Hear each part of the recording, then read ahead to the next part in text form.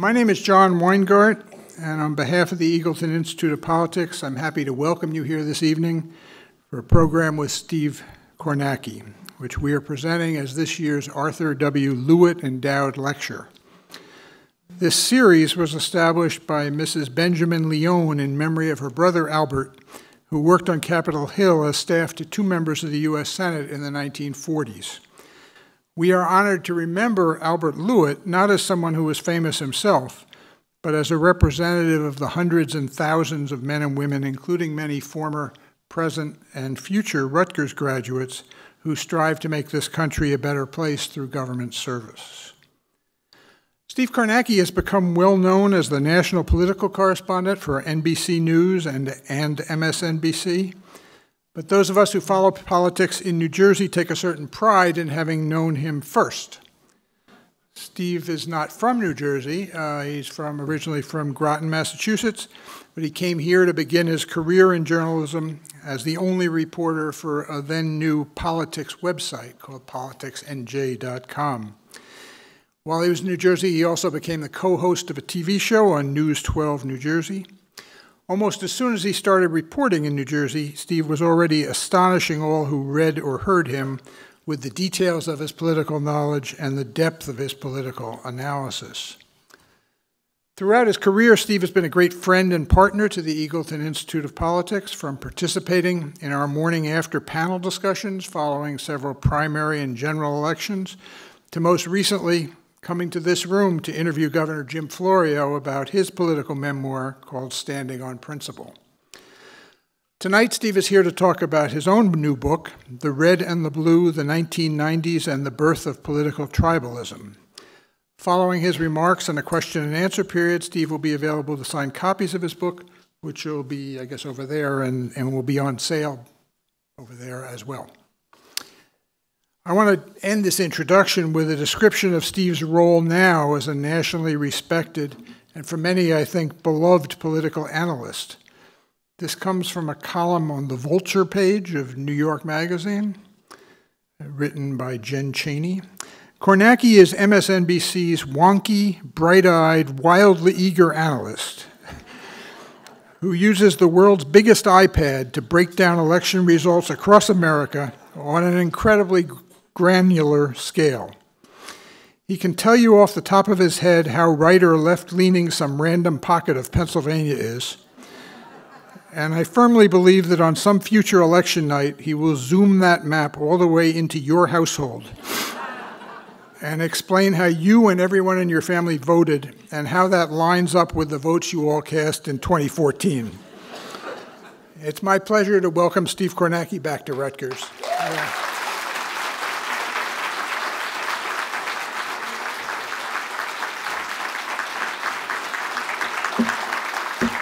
Thank you, everybody. And by the way, just 2 days ago, we had a presentation from looking ahead to our 2020 coverage and what we can do to improve the board and the map. And one of the things we were talking about was zooming in on precincts. So we're getting closer to the individual household thing. Maybe not 2020, but maybe 2024. John, thank you for that. That really generous welcome, and thank everybody at Eagleton at Rutgers for welcoming me back here. Yes, I got my start in political journalism in this state, in New Jersey. I like to tell people I did not go to graduate school. I don't have a PhD, but I feel that 3.5 years of covering New Jersey politics, I got all the education I needed.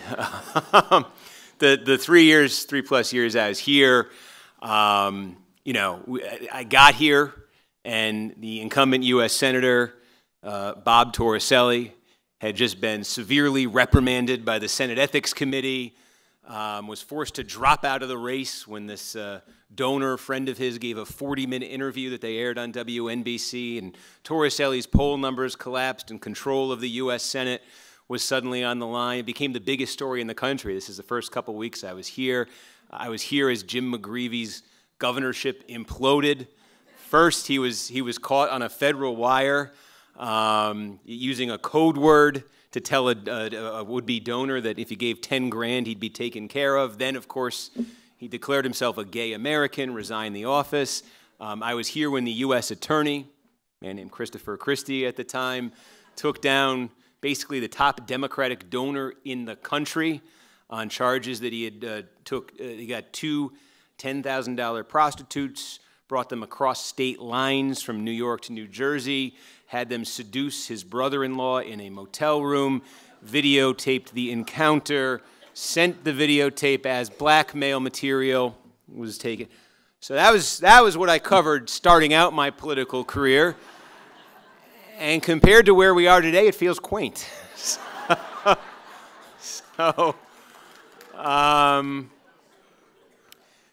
So yeah, but the idea of, getting from me from there to here, but just in general to the question, I think everybody who watches politics, who follows politics, participates in politics, I think everybody is asking these days is, how did we get here? How did it come to this?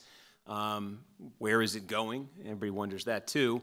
But we were just having a dinner before this, and one of the things we were talking about was this idea that so many of the things that we used to think of and treat as the rules of politics, the things a candidate can't say and get elected, can't do and get elected, the things a candidate has to have in order to be elected, how many of those rules seem like they may no longer exist, may never have existed, may have been thrown out the window in 2016, may never come back.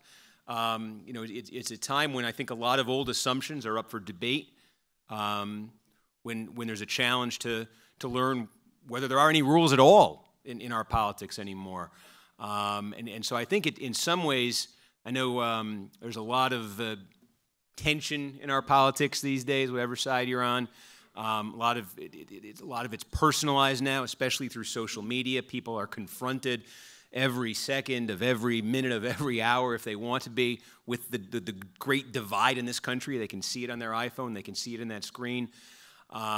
It's just sort of the nature of the moment. But one of the things I think that's exciting about it is there is an opportunity, if for people are interested, to step back and deal with some bigger picture questions that we, in a lot of past moments, we may not have been so attuned to. And so it's sort of the theme of what I kind of want to talk about here, and it's what I try to get to in the book. The book is, it's a modern political history, really sort of set in the 1990s, but the question I'm really trying to ask in the book is, how did we get here? What can the events of a generation ago, the events of the 1990s, tell us about the world that we're in today?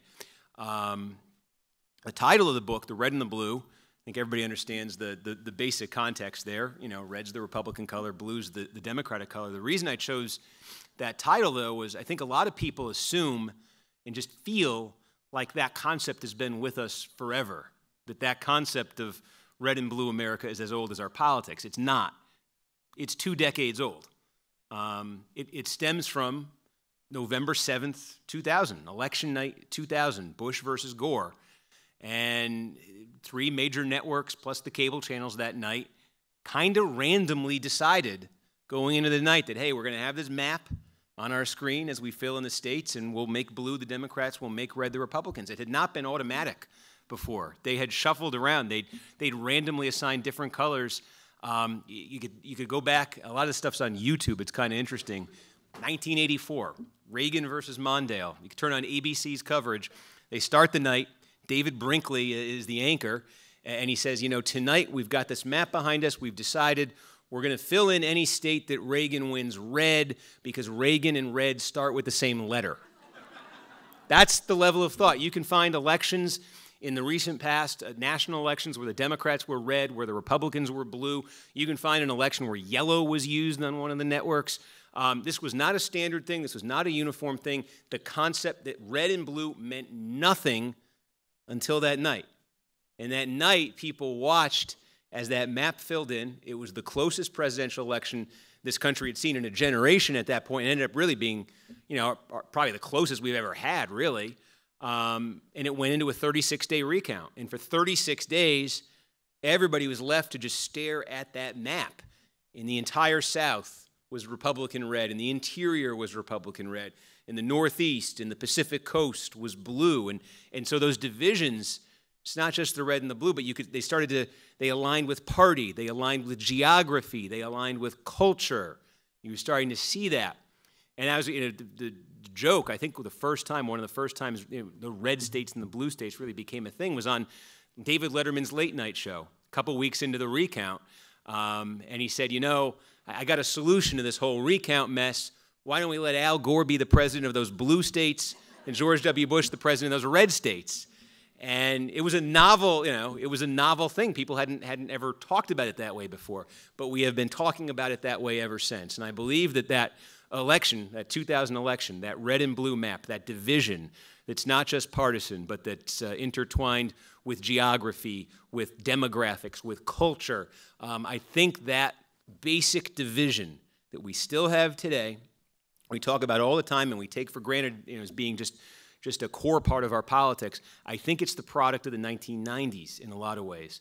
I think it's a product of political conflict in the 1990s, especially a conflict that was driven by Newt Gingrich, first Republican speaker in 40 years in the 1990s, and Bill Clinton, who broke what coming into the 1990s was known as the Republican lock on the presidency. Republicans were supposed to have a lock on the White House. Democrats were supposed to have a lock on Congress. Well, Gingrich upended that for the Republicans. Clinton upended that for the Democrats, and there was a clash. And there was political warfare that resulted from that. And I think that political warfare led to essentially a sorting out of this country. Again, a partisan sorting out, but a cultural sorting out, a demographic, a regional one. And it produced ultimately that map in 2000. So my book tries to tell the story of the 1990s. That's the core story that I'm trying to tell.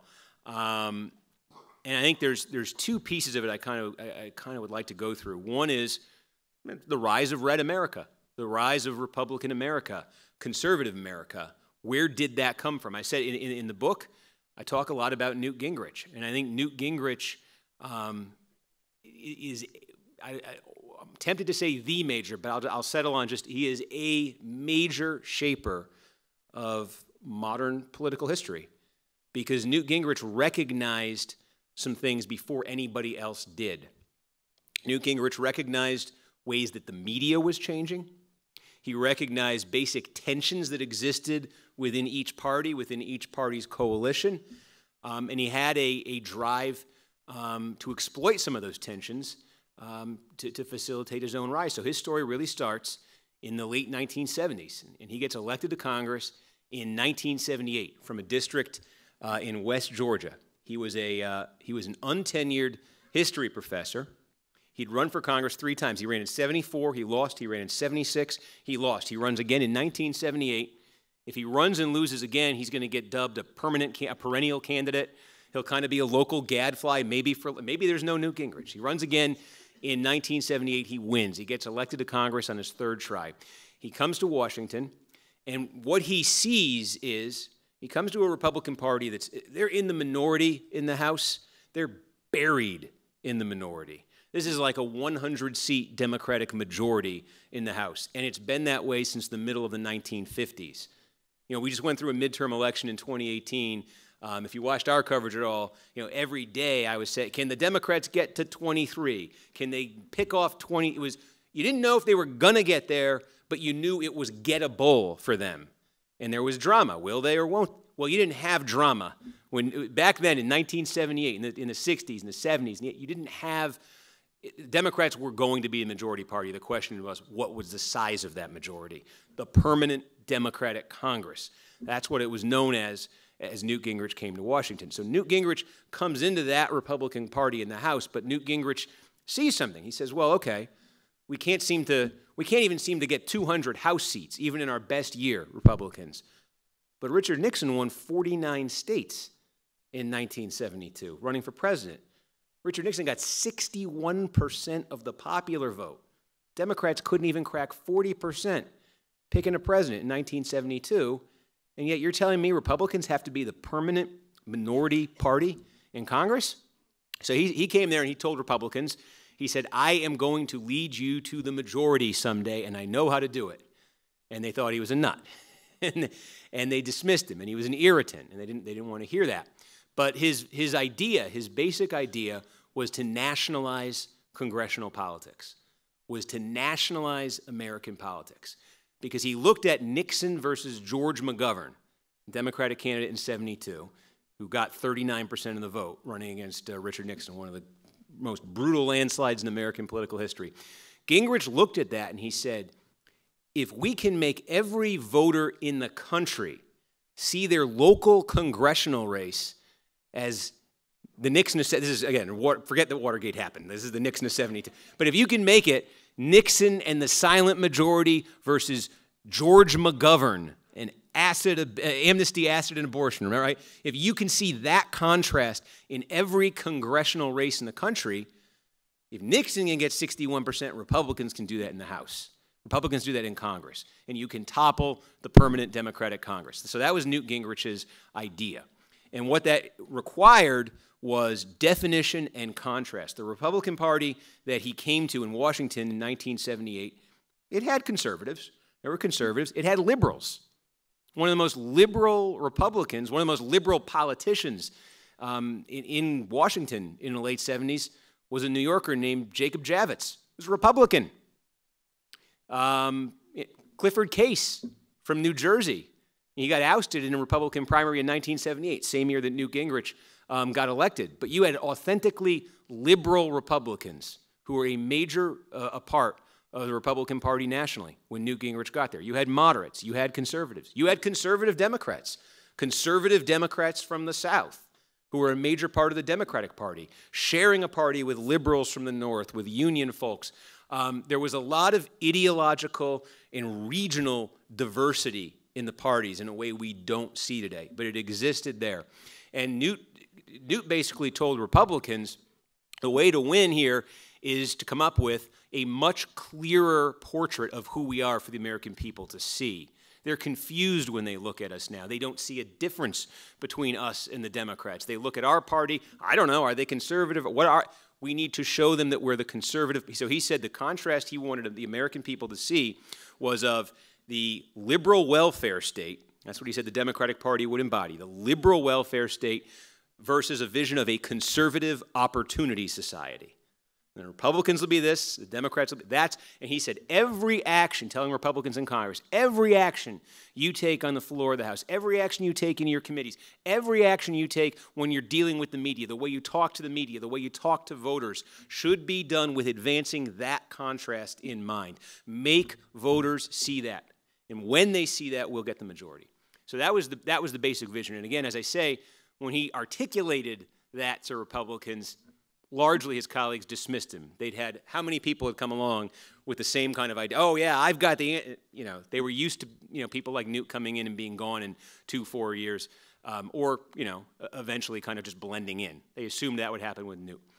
The other thing that Gingrich saw, though, that was key and that coincided with his arrival, if his vision was to nationalize politics, when he got to the House in 1979, there was a tool that suddenly existed in the chamber, in the House chamber, that hadn't existed before. It's a television camera. Because in 1979, it was the same year, cable television was just in its sort of beginning stages. In the cable television industry, which was in a bid to get, remember, the communities had to approve letting cable, is your town going to allow cable in? Is your city going to allow cable in? One of the inducements, one of the things the cable industry was offering was, hey, we're not just HBO, and we're not just entertainment, we're not just cheap thrills, we're a public service. And they created C-SPAN. And C-SPAN, when the House, the House cooperated, the House was willing to accept this, a camera in the chamber, and the concept of C-SPAN was any American with cable television can watch their government in action. Any American with cable television can turn on C-SPAN, and there's no filter. You just watch the floor of the House. And you watch all the speeches that get made, and you watch the votes that are cast. So C-SPAN was created in '79 as Newt got there.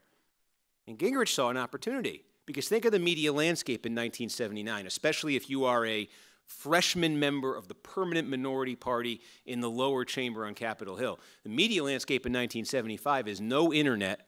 You know, okay, there's cable television now, but it's like 4 channels. There's no CNN, certainly no cable news.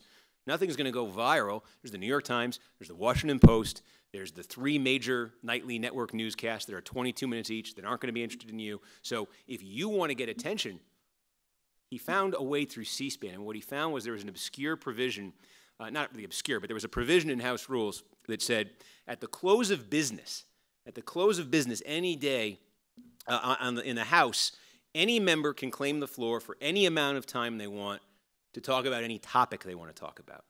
9 o'clock at night, 10 o'clock at night, 11 o'clock at night on a Tuesday, Wednesday, Thursday. Well, typically, these are called special order speeches.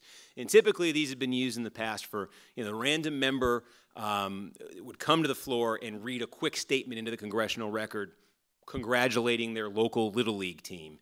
And then the local newspapers could all say, hey, there was an official declaration in Congress saying this, or congratulating a retiring local school superintendent.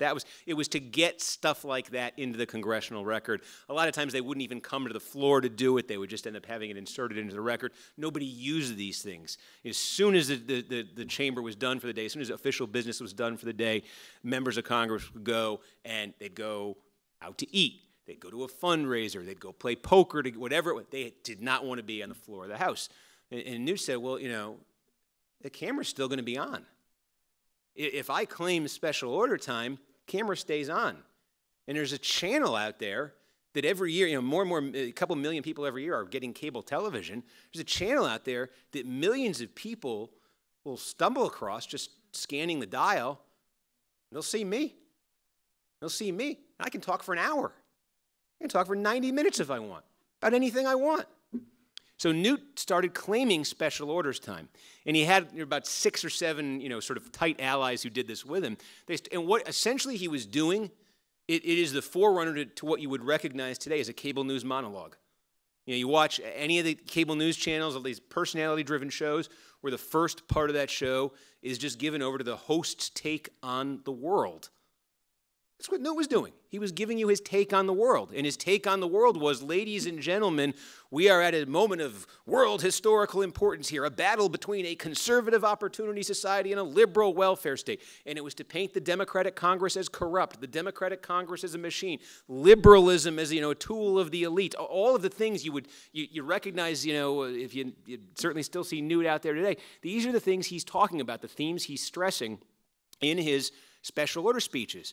And starts to get some traction. There are folks who are finding this channel and they're sending postcards in and all of that. But it takes time. You know, things are kind of going along as normal. You get into the 1980s. He's been at this for a few years now. Republicans are still deep in the minority. Democrats are still the permanent majority. Newt's becoming a bit of a name in Washington, but nobody nationally really knows who he is. And he and his allies claimed the special orders time one night in 1984. And they're upset because a group of their Democratic colleagues had signed a letter to the leader, the Marxist leader of Nicaragua. In the 1980s, you know, there's the Sandinistas and the Contras in Nicaragua. Remember the whole war there? Well, so they had signed the letter, and the letter had been addressed, Dear Comandante. And so Newt and his allies seize on this in their special order speeches, and they're saying, you know, you're being affectionate toward a dictator. You're being affectionate toward a Marxist. You are undercutting Reagan administration form. This is not patriotic.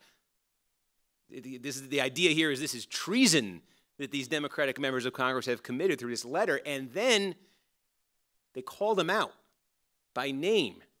And the camera's trained on these guys as they're reading these names off. It's not trained on the audience.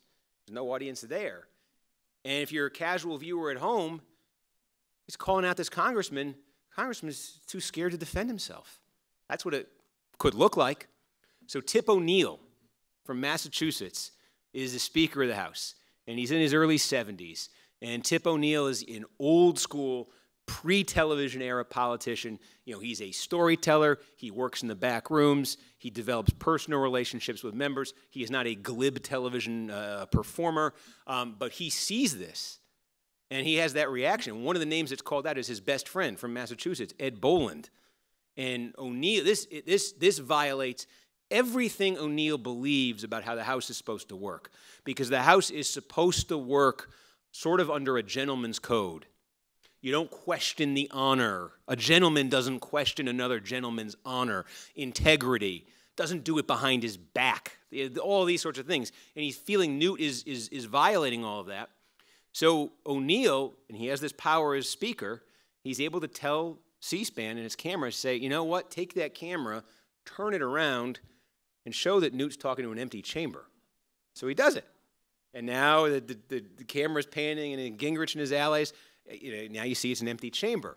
And he thinks, okay, I've made my point. O'Neill thinks that'll be that. Well, Newt, this is the best thing that ever happened to Newt Gingrich, because now he's got the Speaker of the House's attention a little bit, and now he's got something to be outraged about. This is dictatorial behavior from the Speaker, the head of the corrupt Democrat machine. See, they don't want to deal with my ideas, so they try to humiliate me.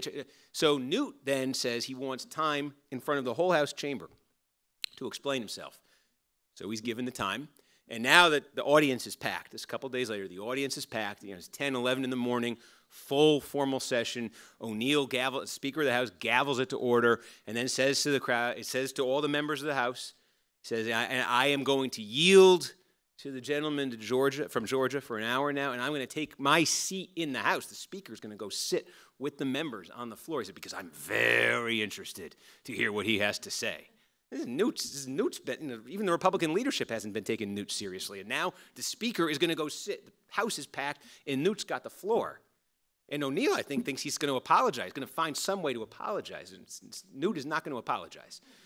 And Gingrich spends, the first few minutes he's talking about a McCarthyism of the left. In many ways, I am the victim. In many ways, it is my patriotism that is being questioned here, he's telling the members. And it's Newt being Newt, and O'Neill cannot take it. He's sitting there and just building rage in him, and finally he demands to be recognized. He interrupts Gingrich and demands to be recognized and says, will the gentleman from Georgia yield to me? And he's shaking with rage. And Gingrich probably has a sense of what's coming and says, I'd be delighted to yield to the gentleman from Massachusetts who I always learn something from. And O'Neill starts telling him that, I just want you to know that what you did, what I saw from you, what you've done is the lowest thing that I've ever seen anyone in this chamber do in the 32 years that I've been here. And there's silence for a second because, and Trent Lott, who's on the Republican side, Trent Lott's a Republican member from Mississippi, recognizes it. O'Neill has just broken House rules. He has directly attacked on the floor in formal session another member's character, integrity. If you were watching those Cohen hearings last week, you actually saw this exact rule invoked in an exchange. It's the same rule. This is what the Republicans recognized. And O'Neill was in violation of it in that moment. And so now the parliamentarian has to make a rule. Trent Lott says, I move that his words be taken down. It's essentially a reprimand. And the parliamentarian has to make a rule. The parliamentarian's hired by the Democrats. The parliamentarian going to rule against Tip O'Neill in favor of Newt Gingrich. There's 15 minutes. They're huddling, and you can see this. The C-SPAN has this up in its archives. They have all their archives online. And you watch in those 15 minutes. I think they're the 15 minutes that transform the House forever. Because in those 15 minutes, you watch, Gingrich is just standing here, and these Republicans start coming up to him who did not take him seriously 30 minutes before all of this, who had thought he was an irritant, who had thought he was a gadfly. He's making something happen here. They're patting him on the back. They're shaking his hand. The parliamentarian finally, they come back. Sorry, the Speaker's words were in violation of House rules. His words are taken down. It's the first time in history that a House Speaker faces that rebuke. Tip O'Neill was forced into that by Newt Gingrich. And Newt Gingrich gets to keep talking, and he goes for 20 or 30 more minutes, and when he finishes, closes his binder, walks up the aisle, and the Republican side rises to its feet. And again, they didn't take him seriously. A lot of them didn't take him seriously before that moment, and they did after. And it got reinforced because their offices then, from that point forward, their offices were alive with You didn't get emails back then, but you would get letters, you would get phone calls, probably 3 or 4 people sent telegrams, but they were hearing from Republicans in the grassroots, a lot of times their constituents, that why aren't you more like this Gingrich guy? Why don't you fight like this Gingrich guy? And a lot of them just enjoyed it. There was this quote you can find, Henry Hyde from Illinois, a Republican, who had not been a Gingrich a loyalist, had been there for a while, been there for about a decade. He talked to the press after that thing with Tip O'Neill, and he talked about the spectacle, how enjoyable it was to watch King Tip trying to swat this fly, and he couldn't. And there was sort of that, it was that feeling of, hey, Republicans started getting, we've been in the minority at that point for 30 years. Nothing's working, and now this guy, maybe he's onto something, because nothing like this has ever happened in the last 30 years. No one's ever gotten under a Speaker of the House's skin like this in 30 years. The Republican leader, the official Republican leader in the 1980s was a guy named Bob Michael from Illinois. His nickname was, Mr. Nice Guy. That was his nickname, and it was a man of the house, as they call him. One of his best friends was Tip O'Neill. He loved to play cards with Tip O'Neill. He loved to go golf with Tip O'Neill. They were buddies. Newt Gingrich didn't golf. Newt Gingrich didn't like to hang out with Tip O'Neill. Tip O'Neill wanted to hang out with Newt Gingrich, and that was a big source of growing tension on the Republican side. More and more Republicans started to say, even the ones who'd been there for a while started to say, I really like Bob Michael, but maybe Newt's got the ideas we need. So there was tension for the folks who were there. And then the other thing was, every 2 years, you'd have another 5, 10, 15 Republican freshmen who came in, and they came there because they wanted to join Newt. They'd watched him on C-SPAN. Conservative talk radio was starting to come into being in the 1980s. They'd heard about him there. Conservative talk radio talked about Newt all the time. And they wanted to join Newt's army. And it became this idea of, we're in jail. This is what, institutionally, we're in jail. The Democrats trample us. Democrats walk all over us, and they don't have to worry, because there are always going to be 100 seats in the majority. Let's break out of jail. That was Newt's pitch to Republicans. We have to fight them. Let's fight our jailers. That's essentially what Newt was telling Republicans in the 80s. And then, as the decade wore on, the Democrats started to play to type. When Tip O'Neill stepped down as Speaker, Jim Wright comes in as Speaker. He'd been there. He was a protege. He goes back to Sam Rayburn, LBJ, 50s, 60s, Texas Democrat, becomes the next Speaker of the House. And he doesn't have O'Neill's charm. He has a vision of the speakership where the House is going to assert itself in government. He's going to play a central role. He's going to challenge Ronald Reagan. And it comes this moment. This is November 1987. And Jim Wright and Democrats they're trying to put a tax hike bill through. And it's a tough sell to a couple dozen Democrats. The vote goes to the floor, and it fails by 1 vote. It's 207 to 206. And the Republican side starts cheering because they just beat the Democrats on something. That never happens around here. And Jim Wright's the Speaker, and he refuses to gavel the vote shut. And lo and behold, about 5 minutes later, a Democrat comes back from his office, a Texas Democrat, ally of Jim Wright's, and I'm going to change my vote. Flips it from no to yes, 207 yes, 206 no. Wright gavels it through. Tax cut bill goes through. Republican side goes crazy. And Newt is able to tell them, that's what I've been telling you they do to you for years. Now you're finally seeing it. And a week later, in November 1987, Newt Gingrich holds a press conference, and he announces he's going to file an ethics complaint against that House Speaker, Jim Wright. It's about a book deal that Jim Wright had. It was basically an arrangement for donors of his back home to find a way to get a little money to Jim Wright. And Newt Gingrich says he's going to file an ethics complaint against Jim Wright. This was like shoot the general. This is not done. You don't shoot the general. Well, now Republicans were okay with Newt doing that because this is what Jim Wright had just done to them. So now they want to unleash Newt Gingrich on Jim Wright.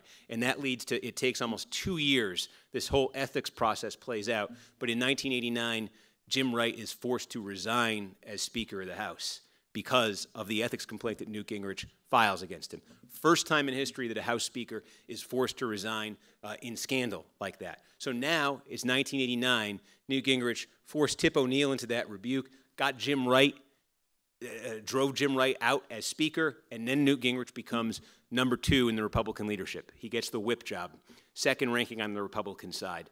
And the story then from that moment on is when, not if, he'll replace Bob Michel as the Republican leader. And he holds that position get into the 1990s, and this is, I know my book's about the 90s, and I've been talking about the 80s all this time, but this is the collision. That's what you need to know for the collision, because in 1993, something very important changes in Washington. And I said it's the first time in 1993, Bill Clinton is inaugurated as president, the first time in a dozen years a Democrat has become president of the United States. It had been Jimmy Carter for one term in the late 70s, 77 to 81. You had Reagan, you had Bush for 12 years. Before that, you had Ford, you had Nixon. You've had Republican dominance really since 1968 of the presidency. But in 1992, Bill Clinton breaks that Republican lock on the presidency, gets elected. Now you got a Democratic president, you got big Democratic majorities in Congress, but you have a Republican opposition that is effectively, essentially led by Newt Gingrich. So that is a style of Republican opposition that Democratic presidents, those past Democratic presidents, did not face. This is something new. This is the Gingrich-style opposition. This is definition and contrast. This is, if you compromise with Clinton, you're telling voters there's no difference, so don't compromise. And that's the first 2 years of the Clinton presidency. It is the Republicans, Bill Clinton comes to office, one of the first things he does, one of the first things he has to do is he has to go back on a campaign pledge. He has to go back on a campaign pledge to cut middle-class taxes. He has to tell voters, guess what? Budget looks a little different now that I'm president. Can't cut your taxes. The Republicans are, it's an obvious political gift to them. Clinton tries to put a stimulus bill through. It's modest compared to stimulus we've seen later. Every Republican votes against him, and his approval rating drops. With each one of these things, his approval rating drops. Tries to put he puts a tax hike through in the summer of 1993. The idea with the tax hike is let's get the budget deficit under control. Republicans had been for these. A big chunk of Republicans had been for these in the past, as recently as 1990. In 1990, under George H.W. Bush, half the Republicans signed off on a tax increase. The tax increase that broke Bush's read my lips, no new taxes pledge. But Newt had been against it. Newt led a revolt in 1990, and he was able to tell Republicans when Bush lost to Bill Clinton, that's one of the reasons he lost. He didn't stick to his word on taxes. He went back on his word. He gave away our best issue. This is what happens when you give away your best issue. You don't do that. So when Bill Clinton comes around and tries to put through a version of what George H.W. Bush had done in 1990, not a single Republican in the House, not a single Republican vote in the Senate votes for it. It gets through the Senate on the tie-breaking vote of the Vice President, Al Gore, and Newt Gingrich tells Republicans, good. Now, every single Republican running against a Democratic incumbent in 1994 can tell the voters in that district or that state that Congressman X or Senator X was the tie-breaking vote for the largest tax increase in American history. Big part of the Republican message. That was 1993-94. That was when Hillary Clinton was deputized by Bill Clinton to lead health care reform. And again, that became something that ended up getting killed legislatively in the summer of 94. It builds and it builds and it builds. Clinton's approval rating drops. This opposition seems to be working. And there it is, November 8th, 1994. Republicans gain 54 seats in the House. It puts them in the majority for the first time since the Eisenhower years. And as the returns come in, Newt Gingrich, it becomes clear, is going to be the next Speaker of the House. And in that moment, every political instinct he had seemed validated. A guy who comes to Washington in 1978 as a perennial candidate from Georgia who tells Republicans, I'm going to take you to the majority someday, now, less than 2 decades later, took down a Speaker of the House and becomes Speaker of the House himself in 1994, leads the Republicans out of the wilderness. That is, to me, sort of the origin story of modern red America. And in that moment in 1994, it looked like its future was limitless because now Republicans had control of the House. They also got the Senate in 1994. Yes, Bill Clinton had won in 1992, but he only got 43% of the vote. Remember, Ross Perot was in the race, and Republicans could tell themselves, it wasn't just Republicans, Democrats were telling themselves this too, this country is just a Republican country. Clinton's not getting reelected in 96. Clinton better not run in 96. That was the conventional wisdom. And that Gingrich vision of producing a durable decades, generations-long Republican majority top to bottom. It looked within reach in 1994. And then what happened? They had to govern. In 1995 and 1996, if I said 94 was the birth of Red America, I think those 2 years, 95 and 96, are the birth of modern America, of Blue America, excuse me. Because basically what you saw in the single big moment in that period was the government shutdown in 1995. It was Gingrich believing that this would be the grand confrontation, Bill Clinton versus the Republicans, over the size and scope of government.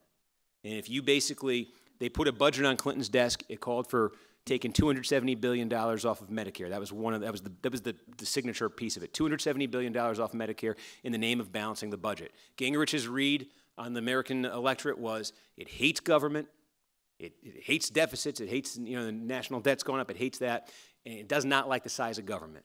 It is fundamentally a small government electorate out there. So we're going to eat into the national debt deficit and reduce the government. And if Bill Clinton vetoes that, he's going to confirm to Americans once and for all that he's just another liberal, welfare state Democrat. He's going to blow away any chance he has of winning re-election in 96, and he's going to make the future for us. And instead, the country sides with Bill Clinton in that. And it reveals something, I think, about, I think this is still true about the electorate. I think conceptually, philosophically, if you look at polls, there's a lot of support for the idea of limited government, of small government. But people still like Medicare. People still like Social Security. And the politics of moving on that are very complicated. And it was also Newt's vision, the way Newt talked, the cultural hot buttons that Newt Gingrich pushed when he was on his way up before 1994. He was known in Washington. He was known to Republican activists. But the impression that average voters had of the Republican Party, he hadn't really affected that yet. So New Jersey, a state like New Jersey, could vote for Reagan twice in the 1980s, could vote for Bush Sr. overwhelmingly in 1988. I come from a state, Massachusetts, that we think of as one of the most liberal in the country. Massachusetts voted for Ronald Reagan in 1984. Didn't even give Dukakis a big margin in 1988.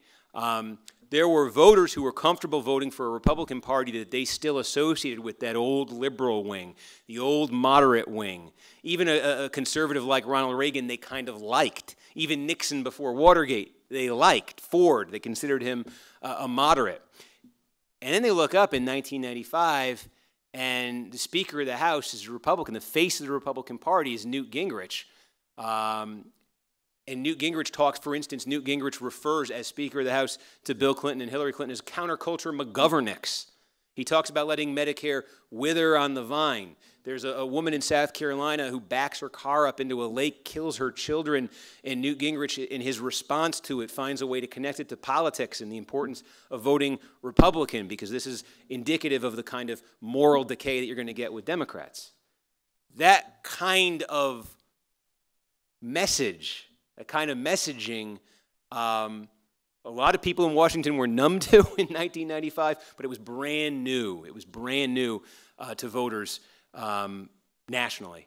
And they took a look at that. They took a look at the government shutdown.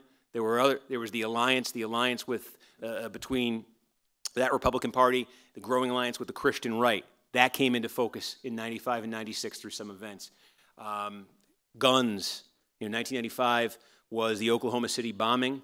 It caused a lot of attention on sort of homegrown domestic terrorism, right-wing extremist groups. It was during that the National Rifle Association, Wayne LaPierre, talked about federal agents as jackbooted thugs. George H.W. Bush, then the former president, resigned his NRA membership.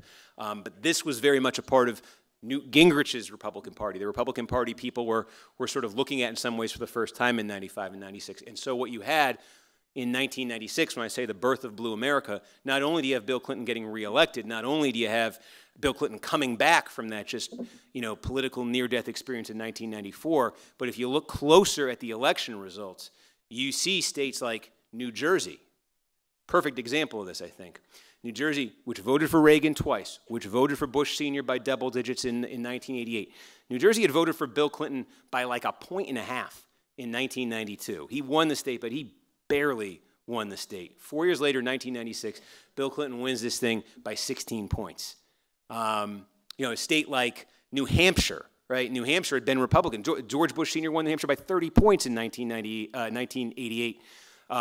Clinton wins it by 10 in 1996. His margins in Massachusetts jumped to like 30 points. So what you're seeing is they didn't call it Blue America, but the Northeast, the Chicago suburbs of large Midwestern cities like Detroit, Oakland County, the West Coast, the Pacific Coast, college-educated, suburban, more culturally moderate.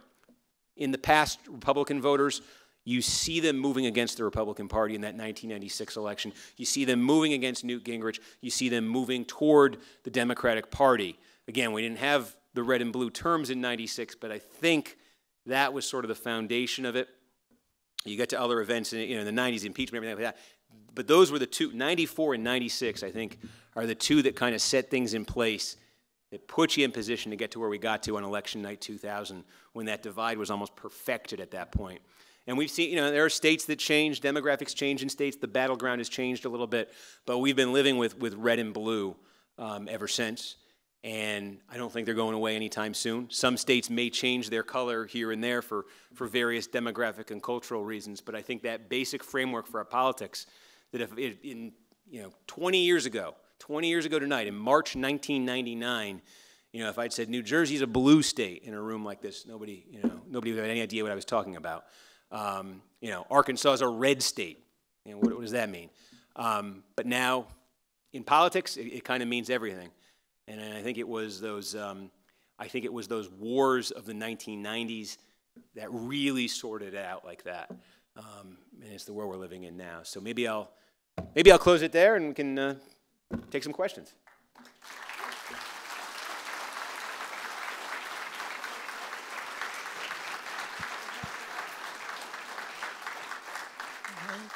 If you would like to ask a question, there's a mic in the center there. We'd ask students to speak first.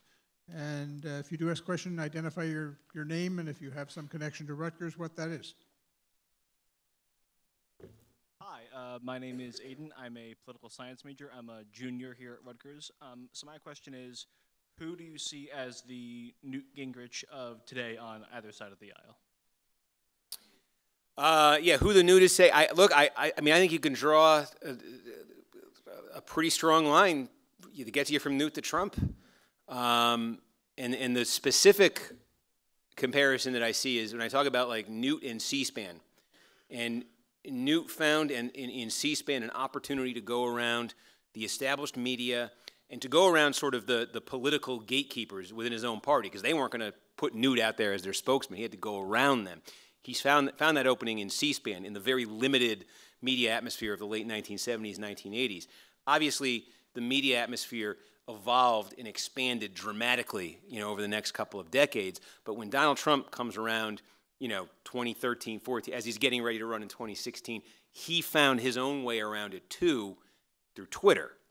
And I think in some ways, to me, what Trump was doing with Twitter was a pretty similar instinct, I think, to what Gingrich was showing there. And I think the thing that unites them, and you saw, Gingrich took a real interest in Trump's campaign in 2016, is that's the thing what Trump was pulling off is the thing was trying to really crack the code of, I think, his whole career. He believed that there was this large election-winning populist coalition that you could create. And he got there in some ways, but it wasn't durable for him, obviously. He never got there running for president. He tried that once in 2012. And he saw Trump putting that kind of coalition together, where the entire media is against him, where even Republican leaders, the Republican establishment's against him, and he's still building that coalition. And I think that really fascinated Newt, too, as one of the reasons he was there for that. Thank you. Hello, Mr. Kornacki. Thank you so much for being here today. It was very insightful information, especially for somebody who's very interested in politics. I'm Raymond, by the way. I'm currently a high school sophomore from the local area. My question is, what do you think of the future of democracy, especially in the upcoming 2020 election? As a student who is an avid scholar of politics, I go to events like these in order to learn from people like, just wondering, what's your take on the prospective candidates in the upcoming race? And I know it might be a little bit too early for this, but what Never do you too think? early. Yeah. What do you think about the future of democracy for this race? Well, I mean, in terms of democracy, tensions are very high right now, but you see what the turnout was in the midterm election? 116 million people voted in the midterm. That number is usually like 80. I mean, that's presidential level. So the interest, whatever side you're on, the interest level is through the roof. I remember, my modern point of reference for this, last couple of decades is I remember there was a big spike of interest in politics in the first term of George W. Bush. We went into the Iraq War, you had 9/11. In the 2000 election, it produced that red-blue divide. But until the most exciting thing that happened in the 2000 election, the most contentious thing that happened was the election. Bush and Gore were not, Gush and Bore, there were bumper stickers saying, they were not dynamic characters, there was not this deep, but the divide of those coalitions, that was the real drama in 2000. And then in between then and 2004, there was this explosion, turnout was up, but I think what we saw then pales in comparison to what we're seeing now. So I think the interest level is through the roof, the engagement is through the roof. And I think what's so fascinating about it, too, is, I saw Bloomberg is not running. I guess that's the new, well, in Merkley, you had 2 Democrats say no, they're not running for president today, which is just shocking news, actually, because every other Democrat is like, but I think one of the reasons I think is it 12 right now, 12 Democrats who said they're running, or they formed exploratory committees, and, see what Biden does. There's a few, Beto O'Rourke, there's a few others out there. So I think it'll get bigger still. But I think that's a product of 2 things. Democrats looking at Trump and saying they think he's beatable in 2020. He barely won in 2016. His approval rating certainly looks beatable. So it looks like a nomination worth having. But I think they also look at Trump's rise, and a lot of the instincts in the past would have kept politicians from erring on the side of running for president and say, I'm too young, or I don't have the support from this group, or I don't have that. Or watching Trump just tear through that Republican field with no institutional Republican support, I think a lot of folks say, if he can do it, why can't I on the Democratic side? So I think it's another reason there's so many out there. Where it's going, we'll see. It's going to be fun to watch, though. Thank you so much. Hi, my name is Jessie. I'm a sophomore here at Rutgers. I was just wondering if you think, the possible candidate Weld could have a chance of taking down Trump from your own home state. Yeah. Speaking of the 90s, Bill Weld, right? Right, the former. So I tell you what got me interested in politics, how I first got the bug, I guess you could say. I was a 6th grader in Massachusetts in 1990, and my 6th grade class did a mock Massachusetts gubernatorial election, and somebody else in my class played William Weld, the Republican, and I played his opponent, who was John Silber, who was the president of Boston University. And I don't know if the name John Silber has much resonance anymore. He was known for a period, but I now look at John Silber 3 decades later as a very, very, very intellectual form of Donald Trump. And if you know anything about Silber, that might make some sense, but he was a man of unimpeachable scholarly credentials who would say absolutely shocking things. The one I remember as a 6th grader, my parents had to explain to me. He was asked about his position. They was asked about spending on health care for the elderly, public spending, and prioritizing health care spending when you've got elderly people who, maybe it's a little more costly. And he said his answer was, when you've lived a long life and you're ripe, it's time to go. This is my platform in 6th grade. So I watched John Silber a Democrat lose in Massachusetts to Bill Weld. So I've always been fascinated watching Bill Weld. And Bill Weld, okay, so Bill Weld got elected governor of Massachusetts in 1990, basically by running against the guy I just described, which allowed him to win as a Republican in Massachusetts. And then he made some noise this is 25 years old now. The last time they had a platform fight at the Republican National Convention on the issue of abortion was 1992, and Bill Weld went to the Republican convention that year. He got booed, calling himself pro-choice, organized 4 state delegations. They got majority support for a pro-choice plank among 4 state delegations. They needed 6 to actually take it to a vote. They didn't get it, but he made noise then, and there was a John McLaughlin, who was McLaughlin Group, remember this? Okay. John McLaughlin said after the 1992 election, the 1996 Republican nominee for president will be William Weld. And Weld wanted to run for president. He ran for re-election in Mass in 94, got more than 70% of the vote. He was ready to go and do it, but 94 was, as just described, it was the year of Newt. It was the year of everybody, not just Democrats, not just the Republicans, like Bill Weld, taking stock of what the party actually was. And Weld looked around in 95. He almost ran for president. And he looked at that Republican Party and he said, I can't win in this Republican Party. He didn't run for president, ran against John Kerry for the Senate in 96, lost, resigned as governor, got appointed by Bill Clinton to be ambassador to Mexico, but then Jesse Helms scotched his nomination. Then he moved to New York and he tried to run for governor of New York in 2006, lost the Republican State Convention. Then he ran for vice president on the Libertarian ticket in 2016. That was going nowhere. And then a couple days before the election in 2016, he is an old law school classmate of Hillary Clinton's. And it was Bill Clinton who appointed him, tried to make him ambassador to Mexico in the 1990s. And a couple days before the election, Bill Weld comes on my network, MSNBC, as the Libertarian vice presidential candidate and says, look, in states where it's close, where your vote might really make the difference, go ahead and vote for Hillary Clinton. I'm here to vouch for her. So, do I think that the guy who went on MSNBC to encourage people to vote for Hillary Clinton is well positioned to challenge Donald Trump, who currently has a 93% approval rating with Republicans in the Republican primary? I'm skeptical. But I am fascinated to see Bill Weld back in the news. Thank you. Hi, my name's David. I'm an undergrad here at Rutgers. There's something happening tonight which I think is really which really shows a lot of what you've been talking about. There is a state senate special election in Kentucky, in the eastern Kentucky coal fields tonight.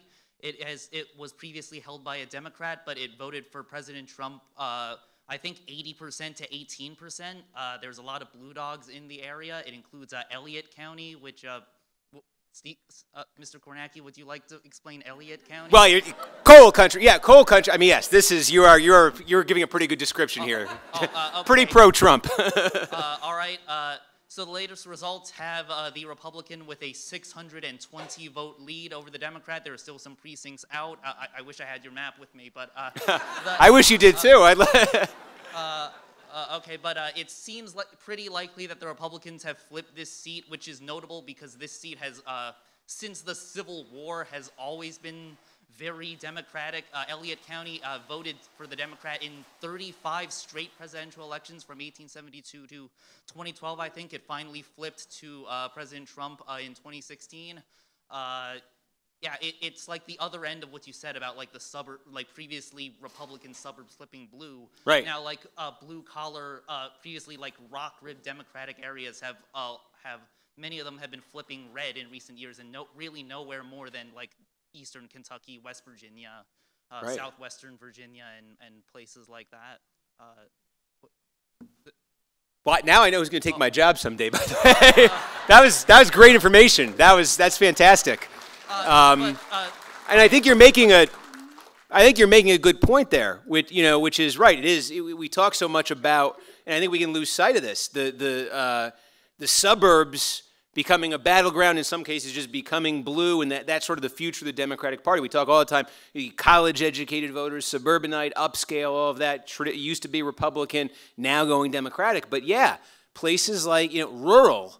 That's becoming, Appalachia, not just that, Minnesota, rural Maine, even the Northeast Kingdom, places like that. are going fast the other way. All right. My condolences to J. Miles Coleman. I got you.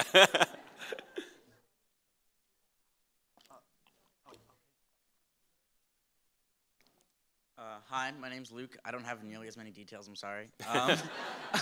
I'm an undergrad here at Rutgers as well, and so I was born in late 2000, so this whole red and blue state thing had already happened, and I'm wondering if you think that we can solve it, let's say, in my lifetime. As soon as possible is good, but like, you know, it took 20 years for Newt Gingrich to like be important, so. Right. And if so, what can someone like me do to try and stop this tribalism from becoming even more entrenched in our society? Yeah, I wish I had a good answer here. I wish you did too. Yeah, I mean, I'll give you my possibly bad answer, but it's this. So, because as I was writing this, I was thinking ahead to like talking about the book and knowing this question would come up and what can I say, you know, like how do we go from here? And what kept coming back to me, what I kept thinking about was two things. One, I think just in our nature, or human nature, we are hardwired to some degree to think tribally, to be tribal, to act tribal. I think tribalism lives within us to some degree, and I think it's always been there. And I think what's changed, the big thing that's changed, I think, in the last 40 years is that our media ecosystem has expanded, nationalized, and now through social media personalized in a way that is maximally conducive to that instinct for tribalism. And we can talk about Trump, and we can talk about Newt, and we can talk about all the players and who are, for the story that has been created these last 40 years or so, are integral to it. But I think when you have those two ingredients, it was going to happen some way, somehow. So I think that's kind of, to me, what we're up against. What's the solution? When I say a bad answer, this is what I come up with. It's a vague answer. If human nature got us into this mess, then maybe we will get sick of it. We will collectively reach a breaking point with it. I don't think we're there yet. And human nature, as inventive as it always is, will find a way to get us out of it. And we will end up looking back at this period as a painful but necessary bridge to something else. I don't know what that something else is, though. Maybe we could, like, national tribalism, like, come together as America instead of, like, red America and blue America? Yeah. Right? Okay. Well, I mean, there is a bit of an answer to that, then, in that we did come together as one America 2001, 9/11.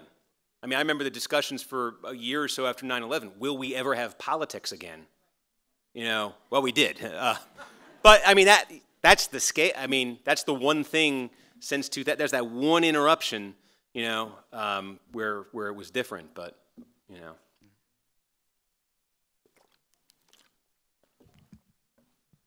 Hello, so thank you so much for speaking here at Rutgers. First of all, my name is Catherine. I'm a freshman, and I'm the current news editor of our university newspaper. I don't know if anyone reads the Daily Targum.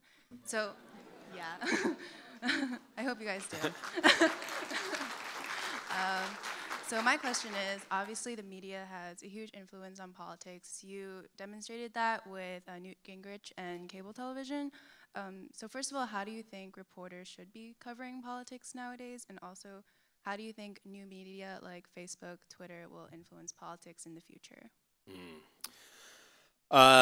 Yeah, so you know, I think Twitter, so when you talk about the media itself, that's such a broad term too. I know it's like everybody, my one big fear always when I talk about the media is, you know, however many people are in this room, if there's 150 people in this room, there's probably 150 different definitions of what exactly makes up the media.